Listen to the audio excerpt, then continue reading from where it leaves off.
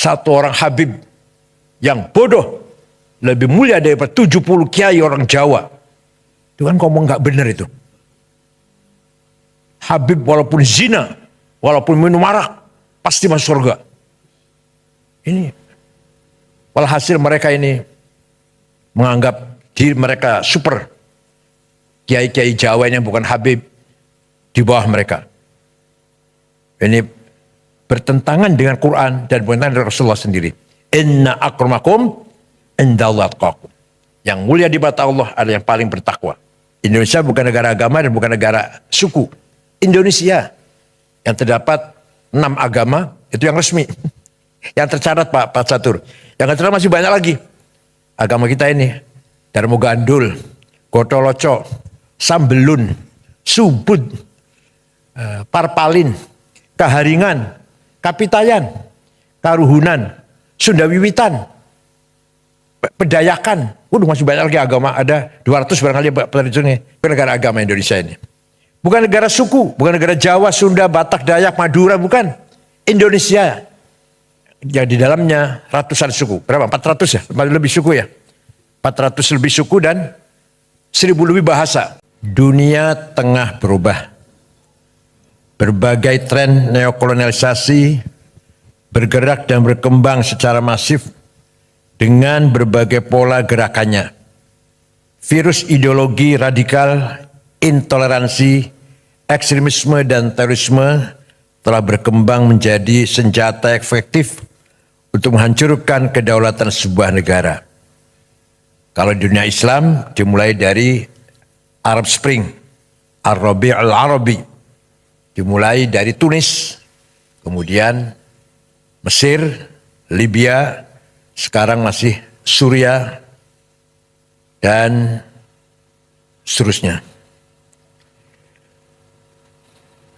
Insya Allah kalau kita, selama kita masih memperkuat ukhuwah di antara kita, insya Allah Arab Spring gak akan berpengaruh untuk kita semuanya. Kalau toh ada pengaruhnya sedikit. Dengan cara membelokkan narasi sejarah dan kebudayaan, serta melakukan berbagai adu domba, kelompok intoleran dan radikal terorisme terus berusaha merebut masa depan suatu bangsa. Dengan menggunakan diksi-diksi agama yang terdistorsi dan dipolitisasi, serta dengan mengorbankan sentimen atas nama agama. Ideologi radikal, intoleransi, ekstremisme dan terorisme bergerak merekrut dan menghegemoni para pengikutnya baik secara terbuka maupun secara tertutup. Sejak dulu ada, zaman Nabi pun ada, maka turunlah Al-Quran, ayat Al-Quran, wal murjifuna fil madinati la lughriyannaka bihim thumma la yujawirunaka fiha illa qalila. Muhammad, wal murjifuna fil madinah, orang-orang atau kelompok yang bikin gaduh di Madinah, usir Muhammad. Jangan berkesempatan hidup bersamamu di Madinah. Sekarang kita sedang menyaksikan radikal yang berada terjadi di Bangladesh. Sampai jelas di mata dunia, di depan mata dunia, konflik antara Islam dan Hindu di sana. Presidennya Nyai Hasinah lari terbirit-birit ke India. Sudah terlalu lama juga sih jadi presiden, bosan sudah. Juga kekerasan di Inggris yang selama ini harmonis. Beberapa umat Islam menduduki jabatan penting. Pernah menjadi wali kota di London. Pernah ada dubes Inggris di Indonesia Muslim. Namanya siapa? Abdul Azim namanya. Udah 5 tahun yang lalu ya. Sekarang sedang bergejolak. Kekerasan terjadi di Inggris, terutama di London, antara umat Islam dan Muslim. Jelas pasti ada yang mengadu domba. Fenomena pembubaran Jamaah Islamiyah dan keberadaan teroris attack merupakan pertanda lahirnya babak baru penyebar luasan ideologi radikal, intoleransi, ekstremisme dan terorisme yang bergerak masif secara terselubung dan undercover. Menurunnya indeks potensi radikalisme bukan pertanda perang terhadap gerakan dan paham radikal terorisme berakhir. Kelompok intoleran dan radikal terorisme kini tengah menyusup, bergerak senyap, dan mengkonsolidasikan kekuatannya dengan strategi infiltrasi dan akuisisi di semua sektor kehidupan sosial, ekonomi, politik, kebudayaan, kesehatan, pendidikan, pertahanan, dan keamanan. Mereka tengah berusaha merebut dan mengambil alih kepemimpinan di semua sektor dan menguasai seluruh sumber daya yang ada di negeri kita ini. Kebanyakan mereka menyusup di perguruan tinggi umum, bukan agama, bukan. ITB, IPB, ITS, Undip, yang nanti alumninya akan menduduki kedudukan penting di Telkom, PLN, Pertamina. Mereka mengkaji buku namanya Ma'alim fit Thoriq yang ditulis oleh Said Qutb, yang isinya semua yang datang dari luar Islam masuk golongan atau kategori jahiliyah. Kalau jahiliyah harus kita perangi, termasuk nasionalisme ada jahiliyah, Pancasila jahiliyah,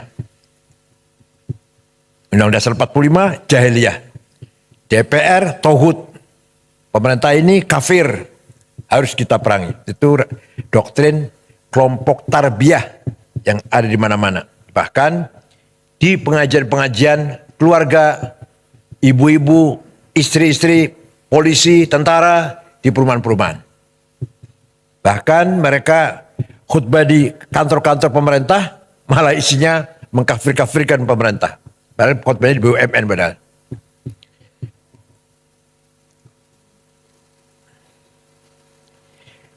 Para penyelenggara negara, aparat penegak hukum dan khususnya BNPT harus lebih waspada dan melakukan screening secara lebih detail terhadap sel-sel intoleransi dan sel-sel radikal terorisme yang lebih luas di ruang publik.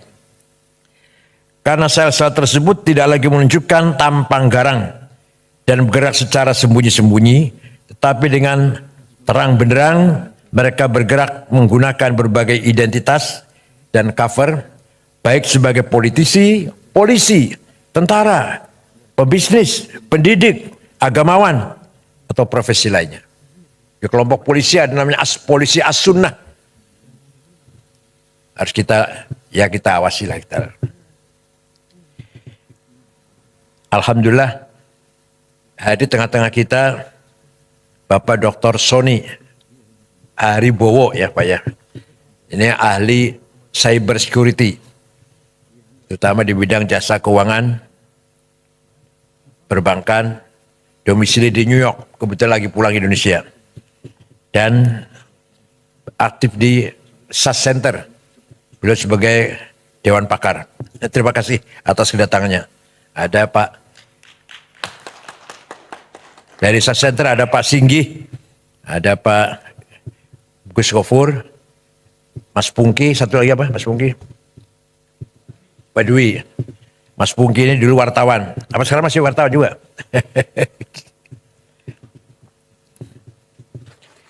Tsunami digital dan lompatan teknologi yang masif menjadikan dunia semakin tanpa batas.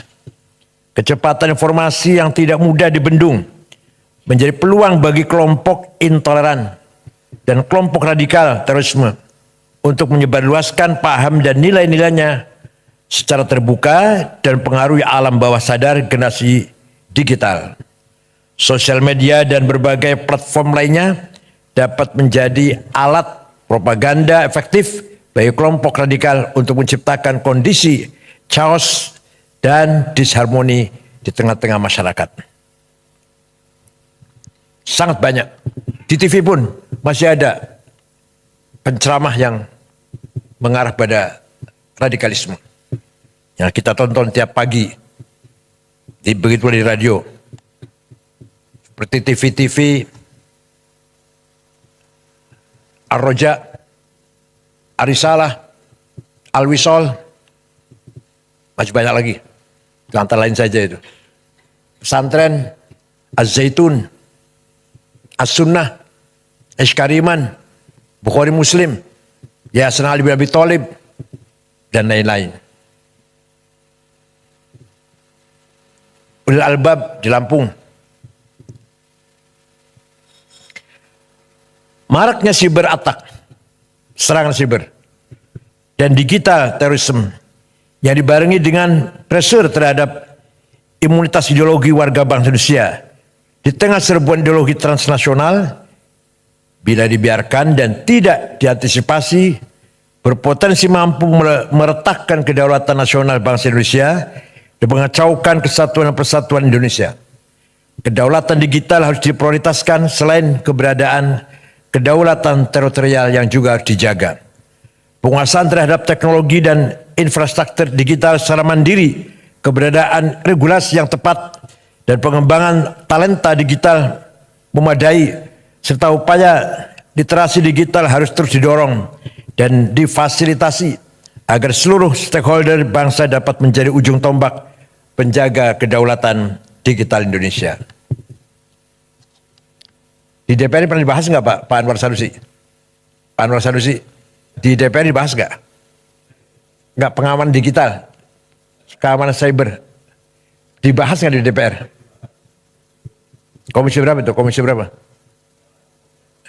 3. Dampak krisis global dan residu politik Pilpres 2024 harus segera dimitigasi dan disolusikan bersama, sehingga persatuan kesatuan nasional dan masa depan bangsa tidak terkoyak. Benang kusut perbedaan pandangan dan pilihan politik harus diakhiri, dan rasa persaudaraan sebagai sama warga bangsa harus segera dipulihkan kembali. Memang terus terang kita malu dengan pemimpin yang non-muslim. Kalau kita bicara agama ya, kita dapati pemimpin muslim yang amburadul, yang kacau balau, semrawut. Betapa kita bangga atau kita acungi jempol, kita hormati pemimpin yang non-muslim. Seorang Perdana Menteri Belanda, siapa namanya itu? Lupa namanya. 14 tahun jadi Perdana Menteri. Setelah serah terima jabatan, pulang pakai sepeda pancal. Gak ada pengawal, gak ada yang nganter, pakai sepeda pancal. Mantan Perdana Menteri Belanda. Baru saja serah terima jabatan dari kantor, pulang naik sepeda pancal. Beberapa pejabat yang saya tahu di Australia tanpa pengawal, gubernur tanpa dikawal, saya pernah jumpa. Di kita yang beragama Islam, yang kaya dengan dalil ayat Quran dan hadis, 330 triliun entah kemana itu. Tuh saya jumpa dengan seorang jaksa, gak usah sebut namanya. Kalau dibuka sebenarnya 1000 triliun, bukan 330. Sebenarnya 1000 triliun kerugian negara di tambang timah itu. Padahal beragama Islam adalah Ahlussunnah Jamaah lagi. Momentum 17 Agustus di depan mata. Maknai kemerdekaan Indonesia harus lebih bisa dimaknai sebagai momentum untuk melakukan refleksi, evaluasi, dan menyusun rencana aksi guna mewujudkan cita-cita kemerdekaan Indonesia. Kalau dalam bahasa Arab, muhasabah, introspeksi. Kemudian kalau kita menjumpai kegagalan, mu'atabah, blaming self. Jangan nyalakan orang lain. Kemudian ke depan, muraqabah. Tetap kita membangun optimis. 17 Agustus adalah momentum mensyukuri nikmat kemerdekaan dengan mengisinya, meningkatkan pelayanan dan pemihakan terhadap nasib dan masa depan rakyat Indonesia. Bukan sekedar perayaan pesta pora yang menghabiskan 87 miliar.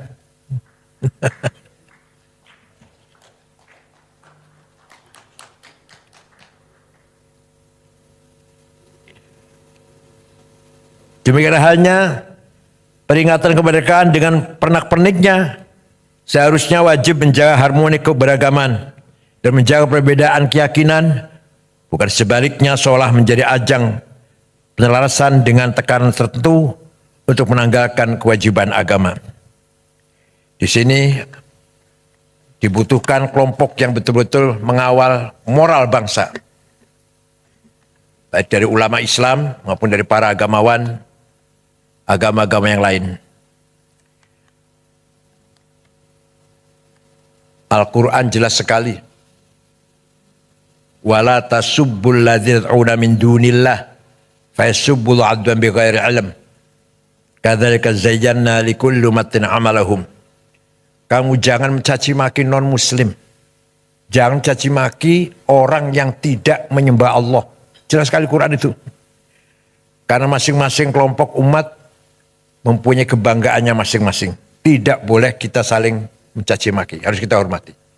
Wala tasubbul ladzina tad'una min dunillah. Jangan menghina orang yang tidak menyembah Allah. Bapak sekalian, kelompok intoleran dan kelompok radikal terorisme hingga kini masih seringkali memanfaatkan rumah-rumah ibadah, majelis-majelis taklim dan pusat-pusat kegiatan keagamaan di lingkungan pemerintahan, BUMN yang masih terlalu longgar untuk menjadi wahana persemaian ideologi dan penyebarluasan gagasan kekerasan dan anti moderasi agama. Karena di Jakarta itu sholat Jumat sangat banyak. Stok khotib kurang. Saya gitu asal mulanya tuh. Jadi khutbah khotib seadanya. Masjid banyak, kantor-kantor Jumatan. Masjid-masjid di masyarakat sangat banyak. Yang mampu khutbah kekurangan. Jadi stok khotib yang kurang. Akhirnya seadanya khotib. Asal bisa ngomong. Maka naiklah ke panggung-panggung khutbah Jumat orang-orang yang tidak layak, tidak pantas menyampaikan dakwah Islam dengan sebenarnya. Dalam khutbah mencaci maki, tidak sah itu khutbahnya. Kalau ukuran kitab Fathul Mu'in, Fathul Qarib nggak sah. Nyebut nama aja nggak sah.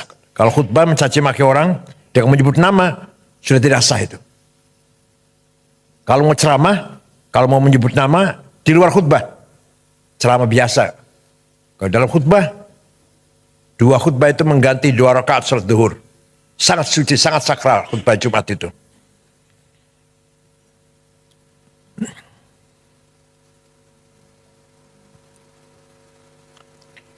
Rumah-rumah ibadah, majelis taklim dan pusat kegiatan keagamaan yang telah berhasil dikuasai oleh kelompok intoleran seringkali berubah fungsi dari yang seharusnya menjadi pusat ketaatan dan pusat peradaban yang menyebarluaskan kasih sayang, kemanusiaan dan menggerakkan kemajuan, berubah menjadi pusat penyebarluasan kebencian, kekerasan, konflik dan perpecahan. Kalau di Indonesia memang yang banyak berbuat begini yang orang Islam. Kalau di negara yang mayoritasnya Katolik, orang Katolik. Kalau Indonesia kalau mayoritas orang Islam, copetnya orang Islam, yang korupsi orang Islam. Oh di Filipina ya orang Katolik. Kalau di India, ya orang Hindu. Kalau di Cina misalkan, ya Buddha. Kalau di Banyuwangi copetnya orang mana? Ada di Bali copetnya orang mana? Orang Banyuwangi sih Islam juga. Kalau di Amerika Protestan Pak ya? Copetnya Protestan. Kalau di Indonesia mayoritas Islam, maka bajingannya juga orang Islam. Rasulullah SAW juga jauh-jauh hari telah mengingatkan kita semuanya agar jangan sampai rumah-rumah ibadah beralih fungsi menjadi fungsi yang sia-sia atau bahkan berfungsi destruktif bagi masyarakat, bangsa dan negara. Ya'ti 'alan nas zamanun yahlifuna fi masajidihim wa laysa humumuhum illa dunya. Nanti dia akan datang, akan kita lihat ada sekelompok umat Islam rajin ke masjid, tapi sebenarnya tujuan mereka bukan agama. urusan dunia, politik, harta atau lain-lain. Bukan untuk ibadah. Sudah ada hadisnya itu. Fala tujalisum. Jangan kamu pergauli mereka itu. Rawahu Al-Hakim. Jadi 15 abad yang lalu Nabi sudah memprediksi akan terjadi sekelompok orang rajin di masjid, tapi tujuannya bukan untuk ibadah. Virus ideologi radikal intoleransi yang bergerak masif secara terselubung dan undercover harus diberantas tuntas. Imunitas ideologi harus diperkuat. Konsensus nasional, spirit kebinekaan, dan spirit cinta tanah air harus terus dijaga dan dikonsolidasikan. Di Mesir, Ikhwan Muslimun radikal mencoba kudeta terhadap Presiden Jamal Nasir tahun 65. Gagal, pemimpinnya digantung, Said Qutb, Ashmawi, Zaki Muhandis, Umar Tilimsani, Hussein Hudaybi, digantung di Medan Tahrir, Tahrir Square. Ikhwan dilarang. Tapi muncul lebih radikal lagi. Jamaah Takfir wal Hijrah tahun 69. Dibentuk oleh seorang bernama Syukri Ahmad Mustafa. Yang mengkafirkan seluruh orang. Semua orang kafir. Termasuk Grand Syekh Al-Azhar. Itu yang membunuh Presiden Muhammad Anwar Sadat tahun 81. Membunuh Menteri Wakaf Haji dan Wakaf Husain Adz-Dzahabi. Membunuh wartawan senior Yusuf Sibai. Kemudian Husni Mubarak memberangus mereka. Ternyata tidak habis, nggak bisa habis. Kemudian mereka sembunyi di gurun-gurun Sinai. Antara lain namanya Ayman Al-Zawahiri. Kemudian pergi ke Afghanistan. Jumpa dengan Usama bin Laden dari Saudi. Bergabung jadi satu mendirikan Al-Qaeda. Dari Mesir namanya Ayman Al-Zawahiri. Kalau ISIS didirikan oleh seorang remaja umur 22 tahun dari Jordan namanya Mus'ab Zarqawi.